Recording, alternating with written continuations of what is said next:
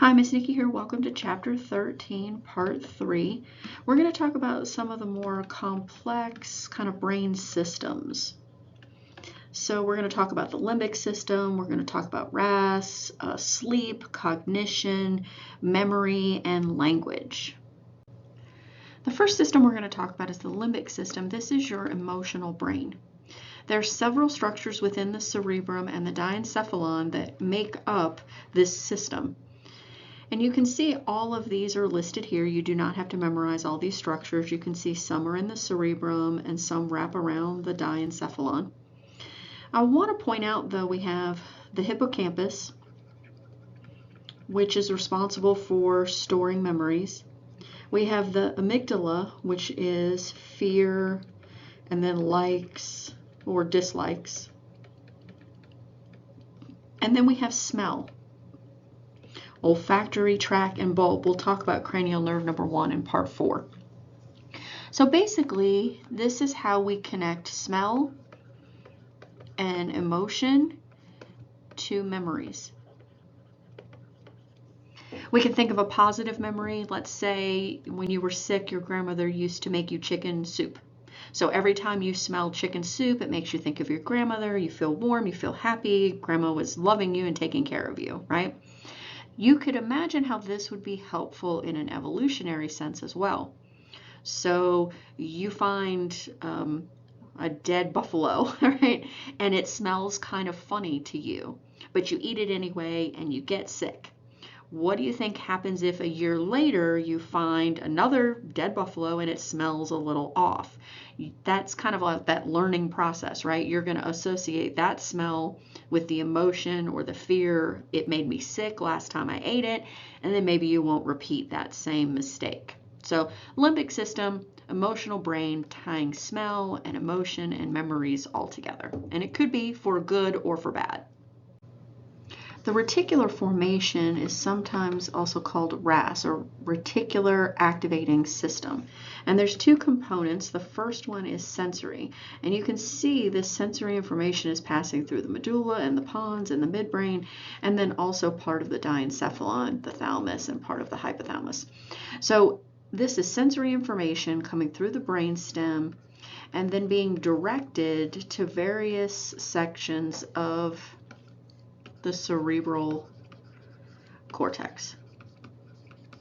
So we have sensory information that's basically helping you to stay alert. So some people call this kind of alertness. I like to think that also is where you are in place and time, and the ability to have some sort of self-awareness. And then we also have this motor component. And if you look, they only show an arrow down here towards the medulla, but it is still traveling through the spinal cord. It's basically coordinating the pons and the medulla. If you remember, they both had autonomic functions, right? We had a respiratory center, we had a cardiac center, we had a vasomotor center. So it's kind of coordinating those centers for autonomic control and sending out motor messages to kind of coordinate these autonomic responses. Since we were just talking about alertness, the opposite of that is unconsciousness. So there are times that we can have a brief loss of consciousness. That would be fainting, usually due to inadequate blood flow. You could also have stupor. Sometimes this is referred to as comatose. So arousable only to extreme stimuli, not usually to communication, right? The person is not responsive. Especially in drug use, you might have heard of the sternal rub. So the sternum is pretty sensitive, and if you rub the sternum, usually it'll kind of cause the person to come out of their stupor. Coma, this is a deep, profound unconsciousness. They are non-responsive. So even an extreme stimuli is not going to pull them out of the coma. And then there's a persistent vegetative state. So there's a lack of thought, there's a lack of awareness. Brain function is still going to continue in terms of kind of some autonomic functions. So you might still have the heart beating, you might still have respiratory, but there is no brain activity.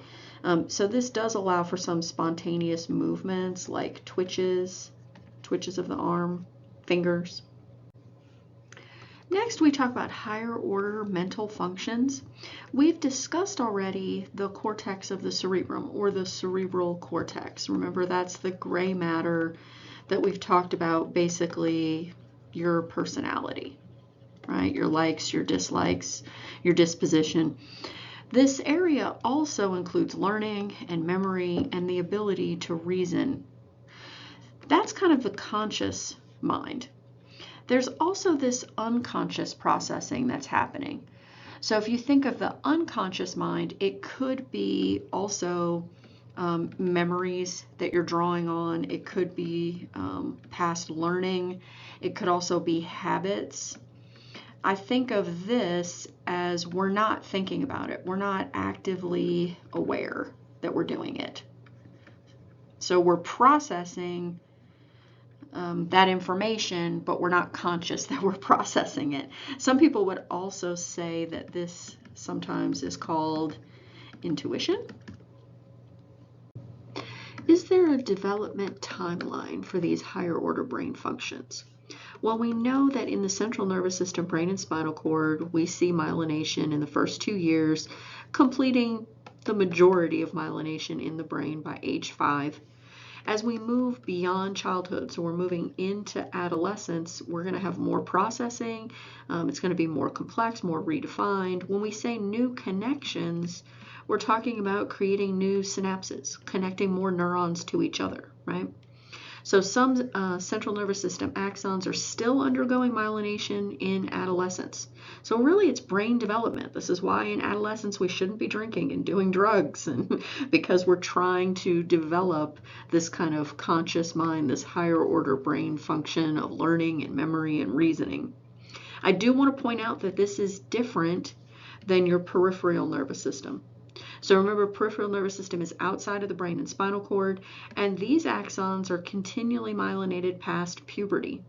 So the peripheral nervous system has more to do with kind of quick reflexes than it does brain development. If we wanted to look at brain activity, we could do an electroencephalogram or an EEG.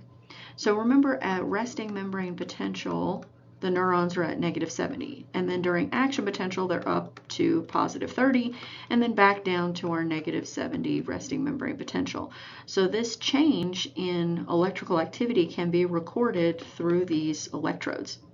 And you can see we have beta, alpha, theta, and delta. So these are kind of the stages of brainwave activity. So beta is going to be awake and mentally active. So I think awake and alert. Alpha is going to be awake and resting. So think of kind of maybe meditation, eyes closed.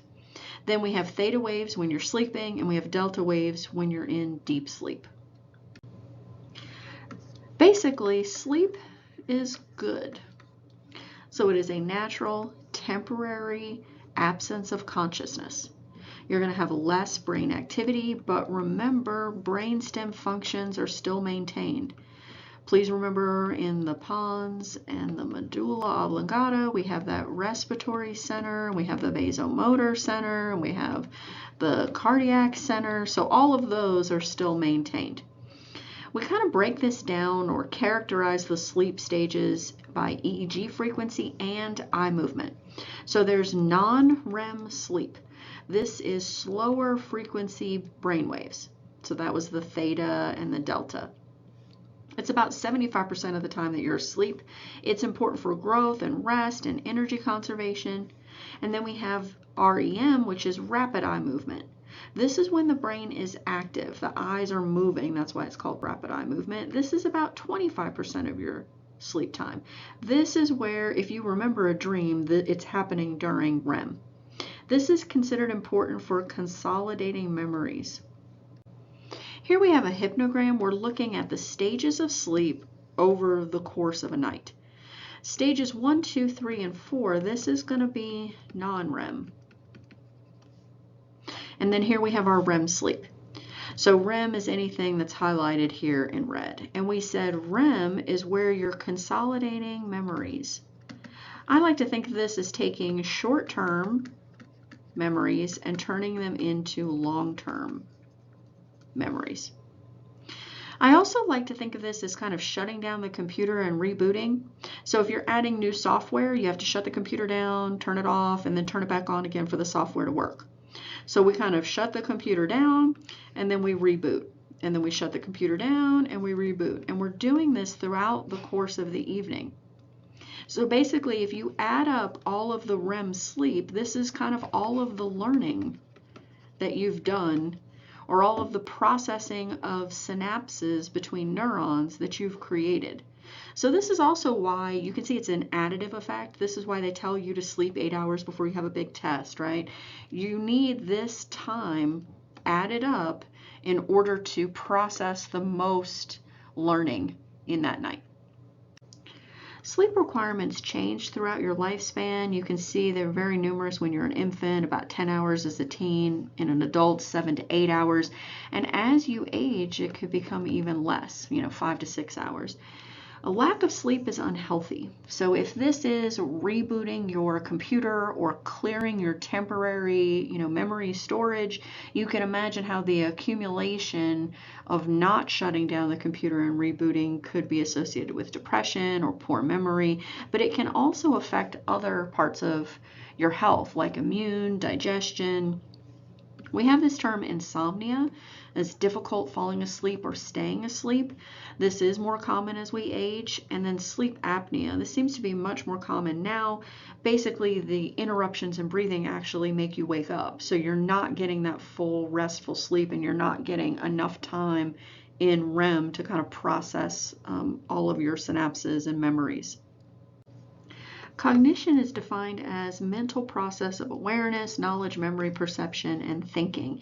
And the association areas of the cerebrum are responsible. So I like to think of the association areas are linking the sensory and the motor areas of the cerebral cortex. So think of it as perception. That's sensory information, right? If you stub your toe, you have to perceive that, and that message has to go from your toe to your brain. And then that perception gets turned into awareness, right? Then you're aware of the pain. So these association areas are linking perception and awareness of that pain. So brain lesions are usually how we figure out what the normal function was. So if a patient has a frontal lobe lesion and it causes abnormalities in their personality, well, we're going to try to make an association and say that the frontal lobe is responsible for personalities or planning or decision making. There are some people that have issues or lesions on their somatosensory cortex, so that would be any sort of sensory information, and it causes the body to lose awareness, right? You cannot perceive, so therefore you're not aware of the pain. There is this thing called agnosia. This is the inability to recognize or understand the meaning of stimulus. So basically, wherever the lesion is located determines the nature of the loss. So if you have a lesion on the temporal lobe, you may not have the ability to recognize the meaning of sounds or words. So somebody's talking to you, but you cannot process that. Remember this temporal lobe area? We talked about Broca's area and Wernicke's area. So Wernicke's was understanding spoken language, right? Comprehension. I like this figure from your book. It gives you a real good idea of how we process information, basically create memories, right? So here we have some sort of stimulus. We hear something, we see something, we touch something, maybe smell as well. We smell, coffee brewing. So that sensory memory is really short, milliseconds to a second. And if we're paying attention to it, we can create short-term memory. This is still under a minute. And then if we repeat, we can encode this short-term memory to long-term memory, days, months, or years. And then you can retrieve that memory. We can still forget. Even if you turn something into long-term memory, there is the possibility that you can forget if you don't use it. So it's kind of that use it or lose it mentality. We've discussed some of these brain areas involved in memory already when we talked about the limbic system. So we had the amygdala, and that was fear, pleasure, pain, likes, dislikes. And we talked about the hippocampus, which was how we consolidated memories, right? So we can also see in the limbic system how these two things are linked. You can think if you had intense fear or intense pleasure, you're more likely to consolidate and store that memory into long-term memory. The majority of long-term memory is happening in the association cortex area. So here we're talking about motor memories in the premotor cortex. Remember, this is cerebral cortex. And then also in the cerebellum, because remember, the cerebrum and the cerebellum talk to each other to coordinate motor action. And then memories of sound are stored in the auditory association cortex. This is also known as Wernicke's area or Wernicke area. And we'll talk more about this in just a second, even though we talked about it previously as well. Most of us have heard of Alzheimer's. This is a progressive loss of higher intellect or function. This is a leading cause of dementia. So you can have dementia and not have Alzheimer's. Alzheimer's disease is recognized by these beta amyloid plaques and tau, which is a protein, tangles. So basically what they think is happening is if you have two neurons and they're synapsing, what happens if you have a bunch of protein or plaque in the synaptic cleft that's blocking the transmission, right? Blocking the neurotransmitter. So this neuron is generating an action potential and releasing a neurotransmitter, but this postsynaptic neuron doesn't get the message, right? So we can see how over time we would lose some of that higher order functioning. Some of those association areas in the brain wouldn't be able to talk to each other. I'm sure we've heard of amnesia as well. This is partial or complete loss of memory. It's usually temporary, but it could be permanent as well. It's usually by some sort of trauma, either psychological or actual direct brain trauma. And depending on the damage, if we're talking about the thalamus, the limbic structures, or the hippocampus, it can prevent the formation of new memories. What's really interesting here is people that have damaged their hippocampus and their short-term memory is non-existent.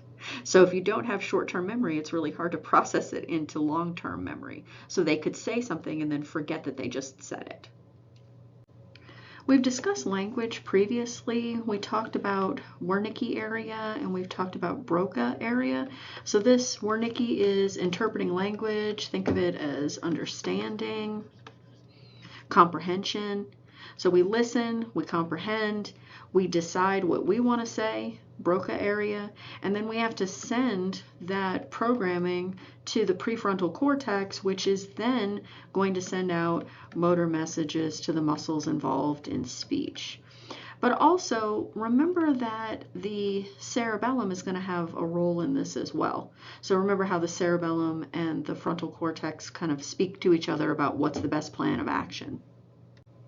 Since we're discussing kind of comprehension of the written word, one of the clinical views that we need to think about is dyslexia. So this is an inherited or a genetic learning disability.